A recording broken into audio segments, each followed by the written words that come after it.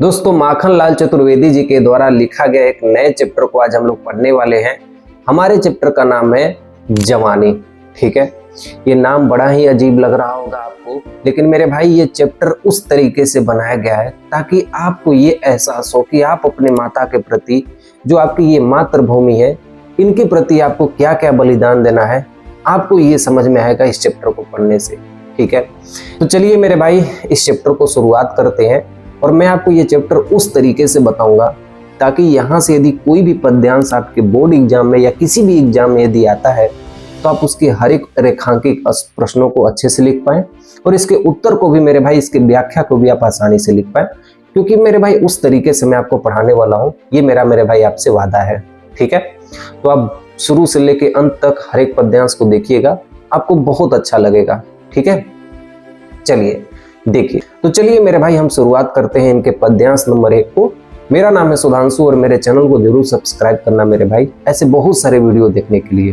ठीक है मेरे भाई, क्योंकि हमारे पास इस समय टोटल सब्सक्राइबर है 12,000। ठीक है, चलिए तो हम अपने वीडियो को शुरुआत करते हैं। देखिए मेरे भाई, अब हम लोग पढ़ते हैं पद्यांश नंबर 1 को और आपको मेरे भाई पद्यांश आपको इस तरफ दिख रहा होगा। ठीक है, तो एक बार हम पद्यांशों को एक बार पढ़ लेते हैं, फिर इसके अर्थ को हम लोग पढ़ लेंगे। ठीक है, देखिए दिया है कि प्राण अंतर में लिए पागल जवानी, कौन कहता है तुम विधवा हुई हो, खो आज पाने चल रही है घड़ियां, चल रहे हैं नभ के सितारे, चल रहे हैं नदियां, चल रहे हिमखंड के प्यारे, चल रही है ये सांसें, फिर तू ठहर जाए, 2 सदी पीछे तेरी लहर जाए, पहन ले नरमुंड की माला, उठ सुमेरु सुमेरु कर ले, भूमि सा तू पहन बैन आधानी, प्राण तेरे उठरी जवानी। कह रहे हैं कि प्राण अंतर में लिए, कभी हमारे माखनलाल चतुर्वेदी जी हमसे ये कह रहे हैं कि हे युवाओं, युवाओं का मतलब हमसे और आपसे कह रहे हैं कि हे युवाओं, तुम्हारे जो प्राण है ना, जो तुम्हारा जीव है, जीव का मतलब जो तुम्हारे अंदर जीवन बसा हुआ है ना, इसके अंदर बहुत सारा उत्साह है। प्राण अंतर लिए का मतलब जो तुम्हारे प्राणों के अंदर है ना, बहुत सारा जोश भरा हुआ है, बहुत सारा उत्साह भरा हुआ है, तुम्हारे अंदर कुछ करने की ललक है। ठीक है, ही पागल जवानी, पागल जवानी का मतलब, कहने का मतलब है कि पागल उसको कहा जाता है जो किसी चीज को पाने की कोशिश करता है, उसे आखिरी मुकाम तक उसको पा लेता है। जवानी का मतलब हम जवानों से कह रहे हैं, मतलब हम भारत के जो युवा है, जैसे आप है, आपके जो सीनियर है, हम लोग हैं, हम युवाओं से कह रहे हैं कि हे पागल जवानी, तुम्हारे अंदर अत्यंत जोश भरा हुआ है, अत्यंत ही उत्साह भरा हुआ है। ठीक है, कह रहे हैं कि अपने आप को पहचानो, कौन कहता है तुम विधवा हुई हो। विधवा हुई हो का मतलब यहाँ पे कहा गया है कि तुम्हारे अंदर जो निस्तेज हो गया, निस्तेज का मतलब किसी काम के तुम नहीं रह गए हो। तो कौन कहता है कि तुम किसी काम के नहीं रह गए हो, तुम कोई भी चीज नहीं कर सकते हो, कौन कहता है कि तुम विधवा हो गई हो। अगर तुम अपने मन में कोई चीज ठान लिए तो वो जरूर पूरा कर सकते हो, तुम अपनी कड़ी मेहनत से उस चीज को पूरा कर सकते हो। कौन कहता है कि तुम विधवा हो गई हो, तुम किसी काम के नहीं रह गए हो। हे युवा वर्गो, कौन कहता है कि तुम विधवा हो गए हो। कहते हैं, अपने उदाहरण से देते हुए समझाते हैं कि देखो, अपने चारों तरफ देखो, तुम्हें जरूर देखने को मिलेगा। क्या मिलेगा कि खो आज पानी, क्या तुम अपने पानी को खो दिए हो। और कह रहे हैं कि अपने चारों तरफ देखो कि चल रही घड़ियां, जो घड़ी चलती है ना, टिक टिक टिक टिक, अगर वो घड़ी की बैटरी भी खराब हो जाए ना मेरे भाई, जब आप नया बैटरी लगाओगे ना, तो भी वो वही टाइम सेट करोगे जो घड़ी चल रही है। मतलब ये समय कभी भी नहीं रुकता है, ये समय हमेशा चलता रहता है। जैसे यानो, तो वही कह रहे हैं कि तुम देखो कि जो ये समय है ना, ये हमेशा चलता रहता है। चले नभ के सितारे, और जो ये सितारे होते हैं ना, वो भी हमेशा चलते रहते हैं, क्योंकि जो सूर्य है, सूर्य भी एक सितारा है। ठीक है, तो कभी सूर्य इधर होता है, कभी इधर होता है, कभी इधर होता है। यस यानो, तो उसी तरीके से जो ब्रह्मांड में, जो आसमान में जो तारे हैं, वो भी घूमते फिरते रहते हैं। चल रही नदियां, और ये जो पर्वतों से, हिमालय पर्वत से जो नदियां निकलती हैं, और कहीं से भी जो नदियां निकलती हैं, वो नदियां कैसे चलती हैं, हमेशा चलती रहती हैं, हमेशा बहती रहती हैं। कोई नदियों को आप देखे हो मेरे भाई कि कभी नहीं बहती हैं, हमेशा नदियां क्या होती हैं, बहती रहती हैं। ठीक है, चल रहे हिमखंड प्यारे, हिमखंड प्यारे, हिम का मतलब जो हिमालय पर्वत है, खंड का मतलब उसके जो छोटे छोटे टुकड़े होते हैं, जो बर्फ पे जो छोटे छोटे टुकड़े होते हैं। प्यारे का मतलब बहुत तेज सरकते रहते हैं। तो अक्सर करके आप जो बर्फीली एरिया होती है, जिस पहाड़ पे बहुत ज्यादा जब बर्फ जमा हो जाता है ना, तो उसके बर्फ क्या होते हैं, धीरे धीरे सरकने लगते हैं। ठीक है, उसे हिम स्केलिंग कहते हैं। ठीक है, चल रही हैं सांसें, और जो हमारी सांसें हैं वो भी चल रही हैं, जो हमारी सांसें हैं वो भी चल रही हैं। तो कभी आसपास के उदाहरण देते हुए कहते हैं कि हे युवाओं, जरा अपने ध्यान से देखो कि जो ये समय है ना, ये भी चल रहा है। जो सूर्य है, जो ब्रह्मांड के जो तारे हैं वो भी चल रहे हैं। ठीक है, और जो हिमखंड के टुकड़े हैं वो भी चल रहे हैं, जो तुम्हारी सांसें हैं वो भी चल रही है। ये पृथ्वी भी घूम रही है, ये पृथ्वी भी चल रही है, ये चंद्रमा भी चल रहा है। मतलब कहने का है कि सब कुछ चल रहा है। लेकिन कह रहे हैं कि क्या नहीं चल रहा है, फिर तू ठहर जाए। लेकिन तुम नहीं चल रहे हो, तुम क्यों ठहर जाओगे? वो हम युवाओं से कह रहे हैं, वो आपसे कह रहे हैं कि जब ये सब चल रहे हैं, जो भगवान ने बनाया है ये सब चल रहे हैं, तो फिर हम क्यों ठहर जाएं? हमारे मन में यदि कोई दृढ़ संकल्प है कि नहीं, मुझे ये बनना है, मुझे ये करना है, अपने देश के लिए कुछ करना है, तो फिर हम क्यों ठहर जाए उसको करने से पीछे? क्यों हम उसको पाने से ठहर जाए? कहते हैं 2 सदी पीछे तेरी लहर जाए। अगर तुम ठहर गए, अगर आज तुम ठहर गए ना अपने मंजिल को पाने के लिए कि मुझे ये करना है, मुझे ये इतना नंबर पाना है, यदि तुम आज ठहर गए तो अपने आप को मान लेना कि तुम 200 साल पीछे चले गए हो। 2 सदी पीछे लहर जाए का मतलब अपने आप को मान लेना कि तुम 200 साल पीछे चले गए हो। ठीक है, कहते हैं पहन ले नरमुंड की माला, उठ स्वमुंड समेरु कर ले। नरमुंडों की माला पहन लो। यदि आप आगे बढ़ के यदि कोई जवान बन जाते हो, भारत के एक सैनिक बन जाते हो, तो यदि तुम्हारी मातृभूमि पर कोई कब्जा करने की कोशिश करे, तुम्हारी मातृभूमि को छीनने की कोशिश करे, तो तुम नरमुंड की माला पहन लो। नरमुंड का मतलब होता है उन राक्षसों के जो आपके दुश्मन है, उनकी माला पहन लो। जैसे काली माता को आप देखे हो ना, जीभ निकाल के पूरा नरमुंडों की माला पहनी हुई होती थी, जो राक्षसों की माला पहनी होती थी, वो रूप धारण कर लो। यदि तुम्हारी मातृभूमि को कोई छीनने की कोशिश करे तो पहन लो नरमुंड की माला। अगर तुम आगे बढ़ के कोई सैनिक बन गए, कोई सिपाही बन गए, कोई पुलिस बन गए, कोई आर्मी बन गए, तो यदि तुम्हारे सामने कोई दुश्मन है तो उसके नरमुंड के माला को पहन लो, अपने ऊपर चंडी का रूप धारण कर लो। कभी भी अपनी मातृभूमि से कोई लगा खिलवाड़ मत करो, ये किसी को हमारी मातृभूमि को छीनने की कोशिश मत करने दो। ठीक है, उठ स्वमुंड स्वमेरु कर ले। स्वमुंड का मतलब जो तुम्हारा मुंड है, मुंड का मतलब जो तुम्हारा ये चेहरा है, इसको सुमेरु पर्वत की तरह एकदम खड़े रखो। दुश्मनों के सामने अपने जो चेहरे हैं वो कैसे रखो? सुमेरु पर्वत की तरह खड़े रखो। सुमेरु पर्वत बहुत ही बड़ा पर्वत होता है, एकदम सीधी सीधी उसकी पहाड़ियां होती है, खड़ी खड़ी। तो सुमेरु पर्वत की तरह तुम क्या करो, खड़े खड़े कर दो। अपने सिर को क्या कर रखो, हर समय खड़े रखो। आगे की लाइन में कहती हैं कि भूमि सा तू पहन बाज आज धानी। धानी का मतलब, कहने का मतलब है कि जब धान खेती होती है तो धान मतलब देखते हैं ना, तो उस समय जो हरियाली होती है वो बहुत ही निर्मम होती है। जो हरियाली होती है वो चारों तरफ होती है जब धान नया नया शुरू शुरू में उगता है, तो उस समय। तो कवि कह रहे हैं, माखनलाल चतुर्वेदी जी कह रहे हैं, देखिए कितनी बड़ी बात कह रहे हैं कि जब ये पृथ्वी जो है ना, जो ये धरती माता है, जब ये नए वस्त्रों को धारण कर लेती है, यानी कहने का मतलब है कि नए रंग को धारण कर लेती है। जब धान की खेती होती है तो आप देखते हैं कि चारों तरफ हरी हरे रंग रंग धारण कर लेते हैं ये पृथ्वी माता। उसी तरीके से तुम्हारा भी वक्त आ गया है कि तुम भी अपने रंग को परिवर्तित कर लो। आज तुम अपने आप को मान लो कि मैं खराब हूं, मैं अच्छा नहीं हूं, मैं ये नहीं हूं, मैं ये नहीं कर सकता, लेकिन छोड़ो ये सब।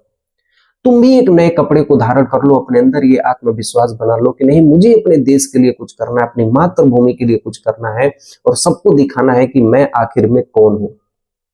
और वही कहते हैं कि तेरे साथ है उठेरी जवानी, हे जवानों उठो। उठ रही जवानी का मतलब हे जवानों, हे युवाओं।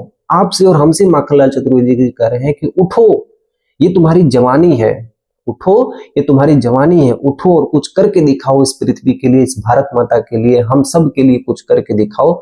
आप हो और मैं, हम दोनों लोग के लिए कह रहे हैं। ठीक है, तो ये हमारा रहा मेरे भाई पद्यांश नंबर 1। दिल से बताना मेरे भाई आपको कैसा लगा ये पद्यांश नंबर 1।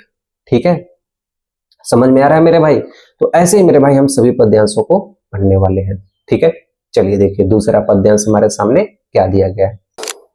देखिए मेरे भाई, अब हम पढ़ते हैं पद्यांश नंबर 2 को। और हाँ मेरे भाई, आपको कोई भी वीडियो की यदि जरूरत होती है तो डिस्क्रिप्शन में मेरे भाई प्लेलिस्ट है। मैं आपको मेरे भाई हिंदी की A to Z जितने भी चैप्टर है मैं आपको पढ़ा के रहूंगा मेरे भाई। आप सभी वीडियो को मेरे भाई इसी माध्यम से देख सकते हैं, ठीक है। चलो मेरे भाई देखो, पद्यांश नंबर 2 हमारे सामने क्या दिया है, ठीक है।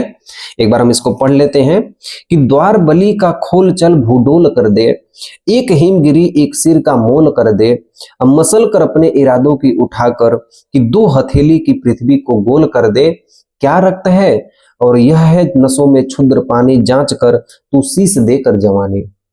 इस पद्यांश में माखनलाल चतुर्वेदी जी कहते हैं कि द्वार बलि का खोल चल, हम युवाओं को प्रेरित करते हुए कहते हैं कि जो तुम्हारा बलिदान का द्वार है ना उसे खोल दो।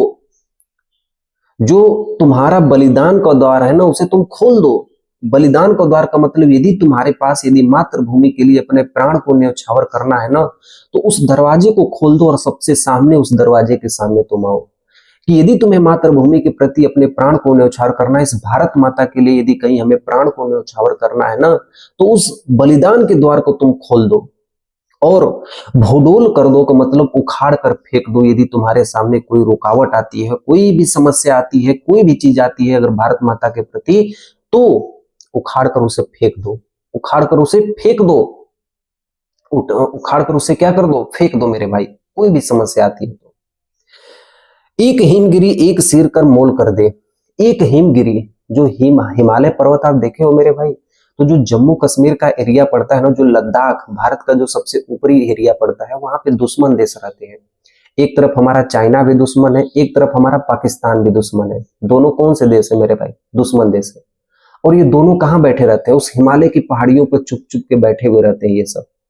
अगर वहां पे अगर भारत के सैनिक यदि वीर नहीं रहते तो ये भारत पर कब्जा कर लेते, यस या नो। तो कहने का मतलब वही है कि एक एक हिमालय पर्वत के लिए अपने प्राणों को न्यौछावर कर दो, लेकिन अपनी मातृभूमि पर अपने दुश्मनों को कभी भी मत आने दो।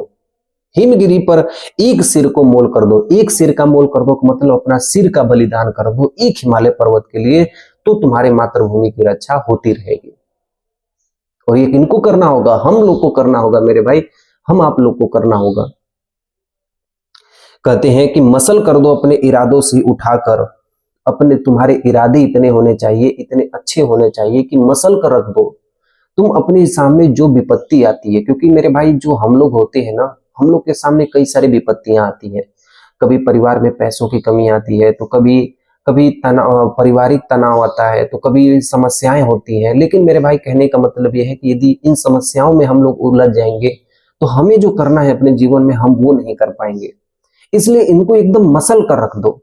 कुछ ऐसा करो कि इनको क्या कर दो मेरे भाई, मसल कर रख दो। अपने अंदर एक प्राण बना लो, अपने अंदर एक इच्छा बना लो, लक्ष्य बना लो कि नहीं मुझे ये करना ही करना है, चाहे किसी भी हालत में मुझे करना है।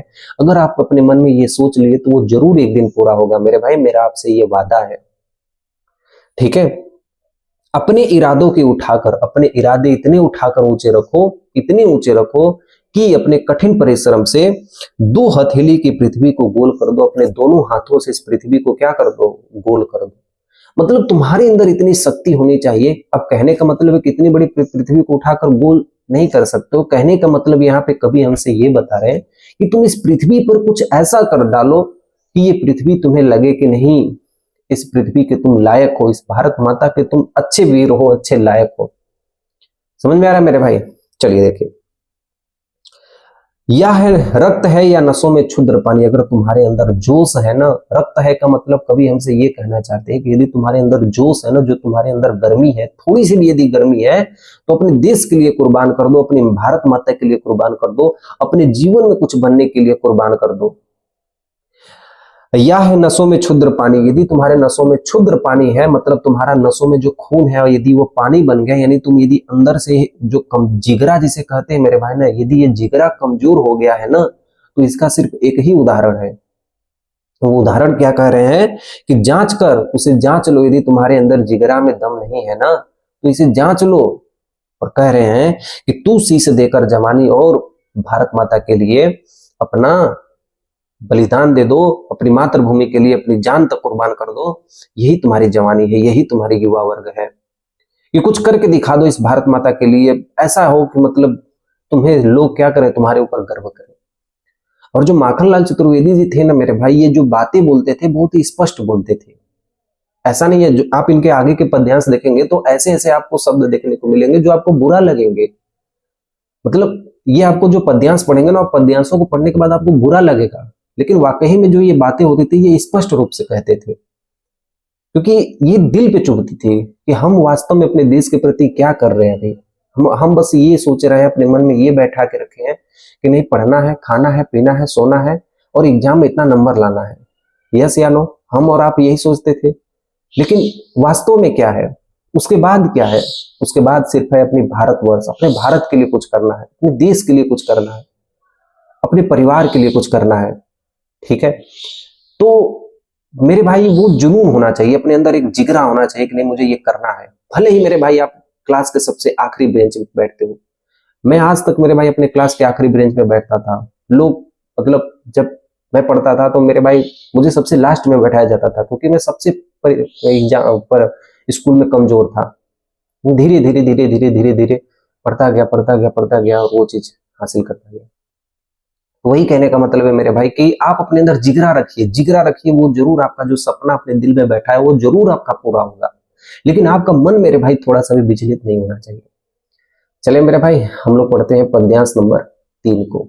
ठीक है, देखिए मेरे भाई, पद्यांश नंबर 3 आपको यहाँ पे दिख रहा होगा।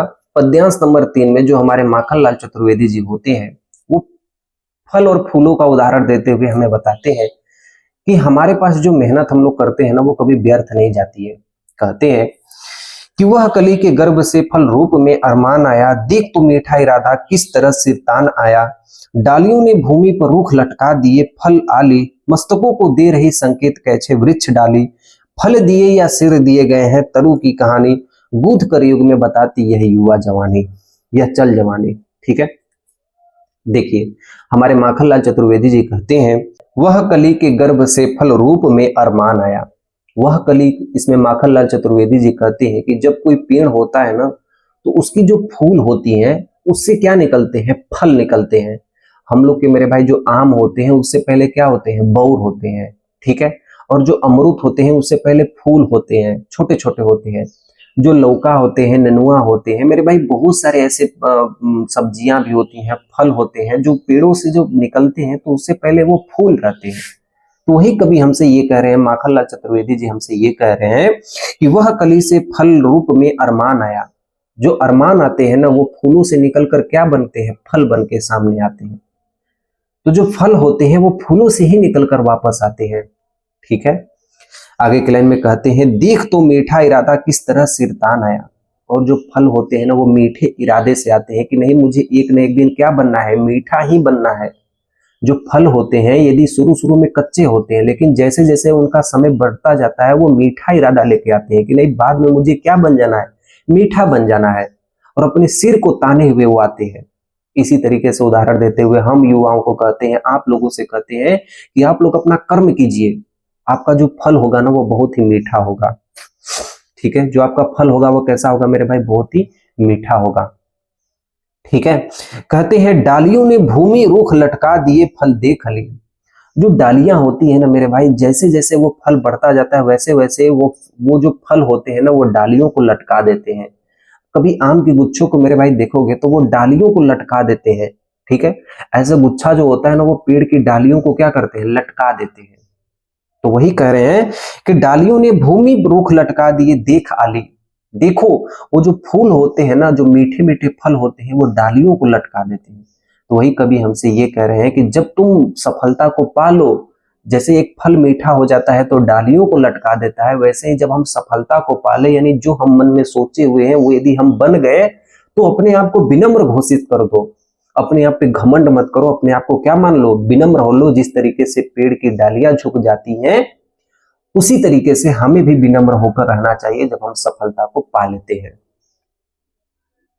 समझ में आया मेरे भाई, जब हम सफलता को पा लेंगे तो हम क्या हो जाएंगे, विनम्र हो जाएंगे। आगे कहते हैं, मस्तकों को दे रही संकेत कैसे वृक्ष डाली।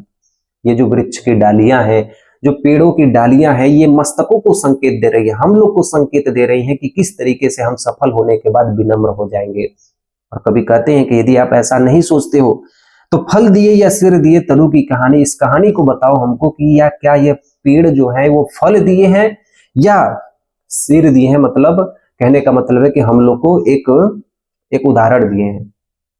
आप लोग बताइए मेरे भाई, आप तो इतना समझदार हो कि आप खुद बता सकते हो कि ये जो पेड़ों के फल होते हैं, क्या ये पेड़ फल दिए हैं कि या पेड़ हमको ये समझा रहे हैं कि हम अपने जीवन में यदि कुछ बन गए तो हम इनका जो हम अपने जीवन में यदि कुछ बन गए तो इनका हम उदाहरण कैसे अपने अपने जीवन में अपनाएं, कैसे हम मतलब सफलता पा लिए तो हम विनम्र हो जाए। तो मेरी बात मेरे भाई मानोगे तो ये जो आम के पेड़ के जो गुच्छे होते हैं, ये हमको दोनों चीज सिखाते हैं। ठीक है, दोनों चीज हम लोग को सिखाते हैं। ठीक है, कि यदि मैं पक जाऊंगा, मीठा हो जाऊंगा तो पेड़ की डालियों को लटका दूंगा, उसी तरीके यदि हम लोग भी यदि कड़ी मेहनत करने के बाद वो सफलता पा लेते हैं तो हमें भी झुक जाना चाहिए, विनम्र हो जाना चाहिए। कहते हैं गूथ कर युगों से बताती चल जवानी, हे जवानी, जिस प्रकार आम के पेड़ के गुच्छे जो होते हैं या फलों के जो गुच्छे होते हैं वो अपनी प्रकृति को दर्शाते हैं, उसी तरीके से हमें भी उनसे सीखकर अपनी जवानी को आगे बढ़ाना चाहिए। हमें और आपको मेरे भाई क्या करना चाहिए, आगे बढ़ना चाहिए और उस मेहनत से हमें उस मंजिल को पाना चाहिए। अगला पद्यांश देखिए मेरे भाई, पद्यांश नंबर 4। देखिए मेरे भाई, इस पद्यांश में जो हमारे कवि होते हैं वो बहुत ही जबरदस्त उदाहरण देते हैं। ठीक है, और वास्तविक में मेरे भाई ये बहुत ही जबरदस्त उदाहरण देते हैं इस पद्यांश से। कहते हैं हमारे कवि, क्या कहते हैं कि स्वान के हो सिर हो चरण तो चाटता है, भौंक ले क्या हुआ सिंह को डांटता है, रोटियां खाई की साहस खा चुका है, अब प्राणी हो पर प्राण से जा चुका है, तुम न खेलो ग्राम सिंहों से भवानी, विश्व की अभिमान मस्तानी जवानी। तो इसमें हमारे कवि कहते हैं कि स्वान के सिर हो, कभी आप कुत्तों को देखें मेरे भाई, स्वान का मतलब होता है कुत्ता। तो जो कुत्ता होते हैं मेरे भाई ना, तो यदि आप उनको, यदि आपके घर का यदि पालतू कुत्ता है तो यदि आप उसको मार दोगे, पीट दोगे, यहां तक कि उसे लात से भी मार दोगे ना, फिर भी उसके सामने अपने पैर को रखोगे तो वो चाटता है। वही कह रहे हैं कि जो कुत्ता होते हैं ना उनका स्वाभिमान नहीं होता है, वो चुटकारी करता है। मतलब जो मालिक होते हैं, जो जो उनको खाना खिलाते हैं, यदि वो मार भी दे, पीट भी दे, फिर भी उनके पैरों को चाटता है। कौन? जो कुत्ता होते हैं। ठीक है, कौन? जो डॉगी होते हैं, जो प्राणी, कुत्ता प्राणी होता है, उसकी बात कर रहा हूं मेरे भाई। ठीक है, कहते हैं कि भौंक ले वह क्या सिंह को डांटता है। कुत्ता कितना भी भौंक ले लेकिन कभी शेर को नहीं डांट सकता। कुत्ता कितना भी भौंक ले लेकिन वो शेर की तरह नहीं गरज सकता, शेर की तरह वो नहीं डांट सकता, उसका स्वाभिमान शेर की तरह नहीं हो सकता। शेर तो मेरे भाई शेर होता है, यस या नो? शेर तो मेरे भाई क्या होता है? शेर होता है। कुत्ता कितना भी भौंक ले शेर नहीं कहला सकता। रोटियां खाई की साहस खा चुका है, रोटियां खाते खाते उस कुत्ते को अपना साहस भूल जाता है, अपना स्वाभिमान भूल जाता है और दूसरों की चुटकारी करने लगता है, यानी जहां जो सामान मिलता है वहां वो खाने लगता है। यदि आप उसे रोटी खिलाओगे तो अपना साहस खो देगा और आपके पीछे चलता रहेगा जब तक आप उसे चीजों को देते रहोगे। जब तक आप उसको देते रहोगे तब तक आपके पीछे चुटकारी करता रहता है कुत्ता। ठीक है, प्राणी हो पर वह प्राण से जा चुका है, वह प्राणी होते हुए भी वो अपने प्राण से जा चुका है। कहने का मतलब है कि वो प्राणी है लेकिन उसके अंदर वो प्राण नहीं है, वो स्वाभिमान नहीं है। इसलिए वो हम लोग को उदाहरण देते हुए कहते हैं कि हमें भी किसी की चुटकारी नहीं करनी चाहिए, हमें भी किसी के भरोसे नहीं रहना चाहिए। या हम लोग इस उम्र में क्या करते हैं, कोई हमारा एक अच्छा सा दोस्त है जो बहुत ही दबंग है, तो हम लोग उसके साथ रहते हैं ताकि हमें ऐसा महसूस हो कि हम उसके साथ हैं तो हम बलवान हैं। ऐसा बिल्कुल नहीं है मेरे भाई, आप सबसे ज्यादा कमजोर हो जाओगे। आप जो हो मेरे भाई वो आप रहो। ठीक है, आप जो हो मेरे भाई आप रहो। आप किसी और की चुटकारी करोगे मेरे भाई तो कहीं ना कहीं अपना ही क्या करोगे मेरे भाई, अपने ही जवानी को क्या करोगे, पीछे तुम धकेलोगे। ये माखनलाल चतुर्वेदी जी कह रहे हैं। ठीक है, कहते हैं कि तुम न खेलो ग्राम सिंहों में भवानी, हे युवाओं तुम ऐसा मत करो, तुम किसी और की चीजों को, किसी चीजों के नाम को अपने आगे लगा दो। ठीक है, किसी चीजों के नाम को अपने आगे लगा दो, किसी चीजों के नाम को बताकर अपने आप पर जियो। तो तुम ऐसा मत करो, तुम तो इस भारत के वीर हो, तुम तो इस भारत के सबसे बड़े योद्धा हो, तुम ऐसा काम मत करो। कहते हैं कि विश्व की अभिमान मस्तानी जवानी, तुम तो इस विश्व के अभिमान हो, इस भारत के अभिमान हो, भारत का गौरव हो, भारत का भविष्य हो, तुम ऐसा ना करो। तुम तो इस भारत के भविष्य हो, तुम इस भारत के लिए कुछ करने वाले हो, तुम ऐसा ना करो कि किसी और का नाम लेके तुम अपने बलबूते पर जियो, ऐसा तुम ना करो। समझ में आ रहा है मेरे भाई ये पद्यांश कितना मेरे भाई सीधे सीधे कह रहा हूं मेरे भाई कि जो माखनलाल चतुर्वेदी थे वो सीधे सीधे अपनी बातों को लिखते थे कि मुझे क्या कहना है। आगे चले मेरे भाई पद्यांश नंबर 5 की ओर। ठीक है, चलो मेरे भाई देखो, देखिए मेरे भाई पद्यांश नंबर 5 को हम लोग पढ़ने वाले हैं। ठीक है, देखिए दिया है, ये न मग है तो चरण की रेखियां हैं, बलि दिशा की अमर देखा देखियां हैं, अब विश्व पद पर पद से लिखे कृत लेख हैं ये, अधारा तीर्थों की दिशा की मेख हैं ये, प्राण रेखा खींच दे उठ बोल रानी, री मरड़ से मूलती चढ़ती जवानी। ठीक है, तो इस पद्यांश में माखनलाल चतुर्वेदी जी युवाओं को ही कहते हैं और कहते हैं कि ये न मग है तो चरण की रेखियां हैं। तो कहते हैं माखनलाल चतुर्वेदी जी की जो हमारे ये रास्ते हैं ना, जो हमारे ये दरवाजा है, ये किनके दरवाजा है, मतलब हम किनके उद्देश्यों पर चल रहे हैं, किनके बलबूते पर चल रहे हैं। हमारे जो पूर्वज है ना, उनके बलबूते पर चल रहे हैं, उन्होंने हमें रास्ता दिखा दिया है। कहने का मतलब ये है कि इसमें ये कह रहे हैं कि अच्छा बताइए आपको अपने स्कूल में कौन भेजा है, आपके पूर्वज ही भेजे हैं। पूर्वज का मतलब आपके माता पिता भेजे होंगे या आपके दादा दादी भेजे होंगे, यस या नो। तो कहने का मतलब है कि जो हमारे पूर्वज है बस वो हमको वो दिशा दिखा देते हैं कि नहीं आपको बस इस रास्ते से आपको जाना है। बाकी जो करना है मेरे भाई अपने देश के लिए, अपने मातृभूमि के लिए, अपने इस भारत माता के लिए, अपने दिल के लिए, वो हमें खुद निर्णय लेना होता है कि हमें अपने जीवन में क्या करना है।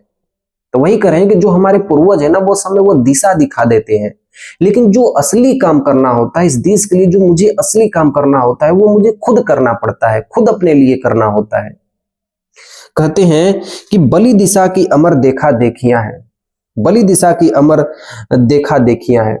बलि दिशा का मतलब यदि तुम आज बलिदान कर दोगे, अपने आप को यदि तुम कुर्बान कर दोगे, तो अमर दिशा का मतलब ये पूरे भारत देश में ना तुम अमर हो जाओगे। मतलब हर समय चारों दिशाओं में तुम्हारी अमरता बनी रहेगी, तुम्हें लोग कई जन्मों तक याद रखेंगे, देखेंगे। यदि तुम आज कुछ बन जाओगे ना तो सबकी नजर मेरे भाई कुछ अजीब आपको देखने को मिलेगी, वो आपको हर एक तरह से देखेंगे। समझ में आ रहा है? तो वो कह रहे हैं कि यदि आज तुम अपने आप को बलिदान कर दिए, आज तुम अपने आप को कुर्बान कर दिए, तो हमेशा के लिए लोग तुम्हें देखेंगे। अमर दिशा की देखा देखियां है, हमेशा के लिए लोग तुम्हें देखेंगे। कहते हैं कि विश्व पर पद से लिखे कृति लेख है। तो कहते हैं कि मान लेते हैं कि आप कभी बड़े होकर सैनिक बन जाते हैं। जब आप बड़े होकर कोई सैनिक बन जाते हैं, तो जब सैनिक आप बन जाओगे ना, तो जब सैनिक बन जाओगे तो हो सकता है कि जो हमारे वीर सैनिक होते हैं कभी कभी शहीद भी हो जाते हैं। कैसे होते हैं शहीद? क्योंकि दुश्मन उस पर आक्रमण कर देते हैं, आतंकवादी होते हैं, घुस जाते हैं जम्मू कश्मीर के एरिया में, क्योंकि वो खुला एरिया है पाकिस्तान से। तो कह रहे हैं कि कहने का मतलब यह है कि जो हमारे सैनिक होते हैं, जो शहीद हो जाते हैं, वो क्या होते हैं, वो जो भी अपने कदम वहां पे रखे हुए होते हैं ना, वो पूरा देश उनको याद रखता है कि ये शहीद हुए हैं, अपने देश के लिए शहीद हुए, अपने देश की कुर्बानी के लिए। यस या नो? तो वही कह रहे हैं कि जब भी कोई सैनिक अपनी मातृभूमि के लिए शहीद हो जाता है, बलिदान दे देता है, तो ये कोई साधारण बात नहीं होती है। विश्व पर मतलब पूरा देश उनकी बातों को याद रखता है, उनके कदमों को याद रखता है। ठीक है, धरा तीर्थों की दिशा की मेख है ये। ठीक है, आपने नाम सुना होगा कि भारत के पास कितने धाम है? 4 धाम है। चारों धाम कितने दिशाओं में है? 4 दिशाओं में है। तो किनकी देन है मेरे भाई? ये पूर्वजों की देन है, ये हमारी मातृभूमि की देन है। हमें दिखाती है कि हमारा भारत देश कैसा है। हमारे भारत देश के पास जो दिशाएं हैं, जो चारों दिशाओं को बताती है, कौन? हमारे ये 4 धाम बताते हैं, द्वारका, तिरुवनंतपुरम, मदुरई, केदारनाथ, जगन्नाथ, केदारनाथ। तो ये 4 धाम हमको बताते हैं कि नहीं, वास्तव में हमारे पास जो भारत है ये दिशाओं को भी बता देते हैं। कहते हैं कि प्राण रेखा खींच दे उठ बोल रानी, हे जवानी, हे युवाओं, वो आपसे कह रहे हैं, वो हमसे कह रहे हैं माखनलाल चतुर्वेदी जी कि अपने प्राण को उठाओ, या तो आर होगा या तो पार होगा, या तो आर होगा या तो पार होगा। यानी आप जो अपने मन में ठाने हुए हो कि नहीं मुझे ये करना है, या तो उसमें सफलता मिलेगी या तो उसमें सफलता नहीं मिलेगी, इसके अलावा तीसरा कोई रिजल्ट नहीं आएगा। कहने का मतलब है कि यदि अपने मन में ठान लिए हो तो या तो वो पूरा होगा या तो पूरा नहीं होगा, लेकिन तुम अपना प्रयास तो करोगे उसको पाने के लिए, जो तुम्हारे मन में है, जो तुम्हारे हृदय में है। री मरड़ की बोल री चढ़ती जवानी, हे वीरों के वीर, तुम अपने आप को मरने के लिए मोल कर दो, तुम अपने आप को मरने के लिए मोल कर दो, कुर्बान कर दो। यही तुम्हारी जवानी है, यही तुम्हारी मर्दानी है। चले मेरे भाई पद्यांश नंबर 6 की ओर। ठीक है, देखिए, जुड़ता जुड़ता समय भूगोल आया, गोद में मड़िया समेत खगोल आया, क्या जले बारूद हिम में प्राण पाए, क्या मिला जो प्रलय के सपने में ना आए। धरा ये त्रिभुज है दो फांक कर दे, चढ़ा दे स्वतंत्र प्रभु का अमर पानी, विश्व मांगे तू जवानी है जवानी। ठीक है, इस पद्यांश में क्या कहते हैं, इस पद्यांश में हमारे माखनलाल चतुर्वेदी जी कहते हैं कि टूटता जुड़ता समय भूगोल आया, टूटता जुड़ता समय भूगोल आया। मतलब कहने का मतलब है कि ये जो पृथ्वी है ना, ये पृथ्वी का रूप एक जैसा नहीं होता है, ये टूटता रहता है, हर समय बदलता रहता है। ये पृथ्वी का रूप एक जैसा नहीं होता है। कभी मेरे भाई कोई देश से कोई देश अलग हो जाता है, यस या नो, कोई देश किसी देश से जाके जुड़ जाता है, तो ये पृथ्वी का भूगोल एक जैसा नहीं रहेगा, ये हर समय बदलता रहता है। ठीक है, और वैसे ही गोद में मड़िया समेट खगोल आया। तो गोद में मड़िया का मतलब होता है जो ये तारे आपको आसमान में दिखाई देते हैं, ये ब्रह्मांड से टूट कर आते हैं। खगोल आया का मतलब, ये खगोल का मतलब आसमान से ही आते हैं। तो जो ये तारे आपको आसमान में दिखाई देते हैं, कहने का मतलब है कि ये जो आसमान में आपको तारे दिखाई देते हैं, ये कहां से आते हैं मेरे भाई, ये लोग ब्रह्मांड से आते हैं। ठीक है, ब्रह्मांड में ही, आसमान में ही हमको दिखाई देते हैं, जो आपको तारे बिखरे हुए दिखाई देते हैं। उसी तरीके से कह रहे हैं कि हमें भी इन तारों की तरफ बिखर जाना चाहिए, हमें भी इन पृथ्वी की तरह टूट जाना चाहिए। कहने का मतलब है कि हमें भी अपने आप को बदल लेना चाहिए, हमें भी अपने आप को बदल लेना चाहिए। जिस तरह पृथ्वी का ढांचा बदल जा रहा है, ये तारों टूट जा रहे हैं, उसी तरह हमको भी क्या करना चाहिए, बदल जाना चाहिए। क्या जले बारूद हिम के प्राण पाए, क्या मिला जो प्रलय के सपने ना आए। क्या जला, क्या तुम्हारे अंदर अभी भी कुछ जला, मतलब बारूद जैसा कुछ जला। कभी आपसे पूछ रहे हैं, मतलब इन पद्यांशों को बताने के बाद हम लोगों से पूछ रहे हैं कि आप लोग को इतना जो मैं आपको पद्यांश पढ़ाया हूं, कभी ये कह रहे हैं कि आप लोग को इतना जो मैं पद्यांश पढ़ाया हूं, क्या जले बारूद, क्या तुम्हारे अंदर कोई ज्वाला जगी, कोई ज्वाला जगी, या हिम के प्राण आए, कि अभी भी तुम्हारे अंदर बर्फ जैसी शांति और कमजोरी बनी हुई है। आगे कहते हैं कि क्या मिला जो प्रलय के सपने न आए, तुम्हारे अंदर ऐसा क्या मिला। अगर कुछ नहीं मिला है तो अपने अंदर एक ऐसा सपना लेके आओ जिससे धरती का क्या हो जाए, प्रलय हो जाए, मतलब पूरा जगह क्या हो जाए, तहलका हो जाए।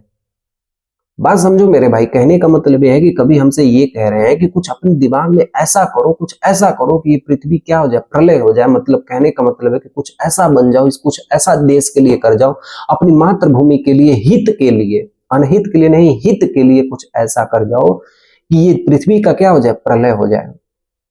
और कहते हैं कि धरा यह तरबूज दो फांक कर दे। जो पृथ्वी है ना, ये तरबूज के समान है। हम लोग पढ़ते हैं मेरे भाई भूगोल में, पृथ्वी कैसी, एक तरबूज के समान है। अगर तुम्हारे अंदर साहस है ना, तो इस पृथ्वी को दो भागों में बांट दो, पृथ्वी को तरबूज के समान काट दो। मतलब तुम इतना अपने आप को शक्तिशाली बना लो, इतना अपने आप को ताकतवर बना लो, इतना अपने आप को मेरे भाई इस देश के प्रति अपने आप को मजबूत बना लो दुश्मनों से। मेरे कहने का मतलब है कि हम भारतीयों को इतना मजबूत बन जाना है, इतना ताकतवर बन जाना है, हम युवाओं को इतना शक्तिशाली बन जाना है कि चाहे तो हम पृथ्वी के बीच से तरबूज से काट सकते हैं। दे स्वतंत्र प्रभु पर अमर पानी। ठीक है, तुम भी स्वतंत्रता के देवी पर अपनी अमरता का पानी चढ़ा दो, और विश्व माने तू जवानी और जवानी। ठीक है, तो जब तुम जान जाओगे कि ये जो संसार है, ये तुमने संसार पर जीत लिया है, तो ये पूरा संसार तुमको याद रखेगी। ठीक है, समझ में आया मेरे भाई। चलिए, तो हम लोग बढ़ते हैं पद्यांश नंबर 7 की ओर। देखिए, हाँ, आप लोग को मेरे भाई पूरा लास्ट तक आप लोग को पढ़ना है। ठीक है, कोई पद्यांश आपको टफ लगेगा, कोई पद्यांश आपको बहुत आसान लगेगा, फिर भी आपको पढ़ना है मेरे भाई। एटलीस्ट कहानी तो आपको याद रहेगी कि नहीं, सुधांशु भैया ने कोई कहानी आपको बताई है, वो कहानी भी आपको याद रहेगी ना, तो आप कर जाओगे। ठीक है, कुछ ऐसे पद्यांश होते हैं जो आपको समझ में नहीं आएंगे, कुछ ऐसे होते हैं जो आपको एकदम आ जाते हैं। ठीक है, जैसे देखिए ये वाला पद्यांश हमारे सामने क्या दिया है कि लाल चेहरा नहीं है फिर लाल किसके, लाल खून नहीं अरे कंकाल किसके, प्रेड़ा सोई की आटा दाल किसके, सिर न चढ़ पाया कि छापा माल किसके, वेद की वाणी की हो आकाशवाणी, धूल है जो जग नहीं कर पाई जवानी। कहने का मतलब यह है यहाँ पे मेरे भाई कि कभी हम युवाओं से कह रहे हैं कि लाल चेहरा नहीं, फिर ये लाल कैसे, जब तुम्हारे चेहरे पर वो उत्साह ही नहीं है, जो तुम्हारे चेहरे के अंदर जोश ही नहीं है, वो गर्व ही महसूस नहीं हो रहा है तुम्हें देखकर, तो फिर तुम लाल किसके, तुम इस भारत माता के कैसे संतान हो। कभी हम हमसे और आपसे कह रहे हैं कि जब तुम्हारे चेहरा पर वो जोश ही नहीं है, जब तुम्हारे अंदर वो उत्साह ही नहीं है अपने देश के लिए कुछ करने के लिए, तो तुम इस भारत माता के कैसे संतान हो? तुम इस भारत माता के कैसे संतान हो? कोई संतान नहीं हो तुम। कहते हैं कि लाल खून नहीं अरे कंकाल किसके। जब तुम्हारे अंदर शरीर के अंदर खून ही नहीं है, खून का मतलब यहाँ पे गर्मी, तो जब तुम्हारे शरीर के अंदर जो खून की गर्मी है जब वो है ही नहीं, तो फिर ये शरीर के अंदर जो कंकाल है, जो हमारी हड्डियां हैं, वो किस काम की हैं? वो किस काम के लिए रखी गई हैं? जो तुम हड्डी बनाए हुए अपने शरीर के अंदर ये खा खा पी के, ये किस काम के लिए हड्डियां हैं हमारी? किस काम के लिए है मेरे भाई? वही तो हम आपसे पूछ रहे हैं, किस काम के लिए? माखनलाल चतुर्वेदी जी हमसे आपसे पूछ रहे हैं, वो किस काम के लिए है? कहते हैं कि प्रेरणा सोई की आटा दाल किसके, सिर न चढ़ पाया कि छापा माल किसके। प्रेरणा सोई की आटा दाल किसके? कहते हैं कि जब हमारे अंदर इतना उत्साह भर जाता है कि हमें अपने देश के लिए कुछ करना है, तो फिर ये आटा दाल किसके? हम लोग आटा दाल को खाते हैं, रोटी ठोक लेते हैं, आटा खा लेते हैं, ये किस लिए होता है मेरे भाई? किस लिए होता है? हमारा बस यही जीवन में उद्देश्य है कि मतलब खाना है, पीना है, पढ़ना है, सो जाना है? यस या नो? हमारा और आपका क्या है? खाना है, पीना है, पढ़ना है, सो जाना है। तो किस काम के लिए ये है? किस काम के लिए ये है? वही तो आपसे कभी पूछ रहे हैं, हमसे भी पूछ रहे हैं, आपसे भी पूछ रहे हैं कि किस काम के लिए है? मैंने आपसे स्टार्टिंग में कहा था कि जो माखनलाल चतुर्वेदी जी थे ना, उनकी कविताएं आप पढ़ोगे तो वो डायरेक्ट पूछते थे, डायरेक्ट अपनी बातों को स्पष्ट रूप से कहते थे। तो कुछ पद्यांशों को पढ़ने के बाद आपको बुरा भी लग सकता है, मैंने आपसे कहा था कि नहीं? तो कह रहा हूं कि वही जो बात होती थी ये स्पष्ट पूछते थे, किस काम के लिए तुम खाते पीते हो? सिर न चढ़ पाया छापा माल किसके। सिर न चढ़ पाया, जब तुम्हारे अंदर जो तुम्हारा सर है, जब यहाँ पे तुम्हारा आत्मविश्वास ही नहीं बन पाया अपने देश के प्रति, अपनी मातृभूमि के प्रति, अपने भारत माता के लिए प्रति, तो छापा माल किसके? तो फिर ये तिलक लगा के तुम कहते हो हम भारतीय हैं, गर्व से कहते हैं हम भारतीय हैं, गर्व से कहते हैं हम हिंदू हैं, गर्व से कहते हैं मुस्लिम हैं, किस काम के हैं? तुम तब कहलाओगे सच्चे भारतीय जब तुम इस देश के लिए कुछ करोगे। तुम तब नहीं कहलाओगे कि हम इंडियन हैं। कहते हैं वेद की वाणी की हो आकाशवाणी, धूल है जो जग नहीं पाई जवानी। कहते हैं कि जो वेदों की वाणी होती है, जैसे जो रामायण होते हैं, महाभारत होते हैं, जो वेदों के पुराण होते हैं, उनको पढ़ने के बाद हृदय में एक आग लग जाती है। पूरे इतिहास को, वेदों को जानने के बाद, अगर वो जानने के बाद तुम्हारे अंदर उत्साह ही नहीं आ रहा है अपने देश के प्रति, तो तुम किस काम के हो? तो फिर वो वेद भी बेकार है, वो वेद भी बेकार हो गए। जब तुम वेदों को पढ़ने के बाद उसे अपने जीवन में अपना ही नहीं रहे हो, अपने देश के लिए कुछ कर नहीं रहे हो, तो वो फिर वेद ही बेकार है। इसलिए वो कहना चाहते हैं हम लोग से, मेरे भाई माखनलाल चतुर्वेदी जी हम लोग से कहना चाहते हैं कि यदि हम भारत देश में पैदा हुए हैं, इस स्वर्ग से जैसे देश में पैदा हुए हैं, तो हमें अपने देश के प्रति सम्मान रखना चाहिए, अपने देश के प्रति बलिदान का रूप धारण कर लेना चाहिए, और देश के लिए जहां जहां जैसी जैसी जरूरत हो हमें वहां लग जाना चाहिए। कहते हैं कि धूल है जो जग नहीं पाई जवानी। ऐसी जवानी नहीं होनी चाहिए जो धूल में मिल जाए। हमारी जवानी तो ऐसी होनी चाहिए, हम अपने युवाओं, हम अपने लोग ऐसे हो जाना चाहिए, हम और आप ऐसे हो जाना चाहिए कि ऐसा होना चाहिए कि हम अपने देश के लिए कुछ कर जाएं। ठीक है, समझ में आया मेरे भाई? तो चलिए हम पढ़ते हैं इस चैप्टर के सबसे आखिरी पद्यांश को, पद्यांश नंबर 8 को। देखिए, दिया है विश्व है असी का नहीं संकल्प का है। यह जो संसार है ना, ये जो पूरा दुनिया है, ये जो संसार है, असी का मतलब क्या? तलवार की है। असी का मतलब मेरे भाई लिख लेना, तलवार की। तो क्या यह संसार पूरे तलवार की है कि मतलब हम किसी चीज को जीतना चाहते हैं तो तलवार से ही जीते? कहने का मतलब यह है कि यदि हम कोई चीज पाना चाहते हैं तो क्या हम युद्ध करके उसे छीने, युद्ध कर कर हम पाए? क्या अब दुनिया अब ये तलवार की रह चुकी है? नहीं, अब ये दुनिया तलवार की नहीं रह चुकी है। ये दुनिया नहीं संकल्प का है, ये दुनिया सिर्फ संकल्प की रह गई है, दृढ़ संकल्प की रह गई है कि मुझे अपने देश के लिए कुछ करना है, मुझे अपने देश के लिए कुछ बनाना है। मेरे भाई ध्यान से सुनिएगा मेरी बात को। जैसे देखिए, जो एप्पल फोन आता है, जो आईफोन आता है, वो किसने बनाया मेरे भाई? अमेरिका ने। जो सैमसंग का फोन आता है किसने बनाया? साउथ कोरिया ने। बाकी जो मोबाइल्स आती हैं वो किसने बनाया? चाइना ने बनाया। तो मेरी बातों को एक बार गौर से सुनिएगा। जो ये अपने अपने देश के लिए लोग कर रहे हैं, ये किसके लिए कर रहे हैं? खुद के लिए कर रहे हैं। क्या वो तलवार से काट कर बनाए हैं? यस या नो? क्या वो तलवार से काट काट के हम लोग को अपना सामान बेच रहे हैं? नहीं कर रहे, क्योंकि उन्होंने अपना दृढ़ संकल्प लिया है, अपने दृढ़ संकल्प लिया है कि हमें खुद का चीज बनाना है, खुद के चीज अपने देश के लिए कुछ करना है, हम अपने देश के लिए कुछ ऐसा सामान बना दें जो हम पूरे विश्व भर में उसको बेच सके। मेरी बात आप समझ रहे हैं कि नहीं मेरे भाई? वही कर रहे हैं कि अब ये दुनिया तलवार की नहीं रह चुकी है कि किसी को आप काट दे, मार दे, जबरी उसका पैसा छीन ले, कुछ करने के लिए उसकी उपाधियों को हम ले ले, ऐसा अब नहीं रह गया है। अब ये संसार पूरा दृढ़ संकल्पों का हो गया है कि हम जितना ज्यादा दृढ़ संकल्प ले लेंगे, अपने मन में ठान लेंगे, वो पूरा हो जाएगा। कहते हैं कि फूल गिरते सूल सिर ऊंचा लिए हैं, थोड़ी सी भी हवा चलती है तो ये फूल गिर जाते हैं। फूल गिरते हैं मतलब थोड़ी सी भी हवा चलती है तो फूल क्या होते हैं? गिर जाते हैं, मुरझा जाते हैं, गिर जाते हैं। सूल सिर ऊंचा किए हैं, सूल का मतलब होता है कांटा, फिर भी जो फूल के कांटे होते हैं ना, वो अपना सिर ऊंचा करके वो और भी ज्यादा ताकतवर होते हैं।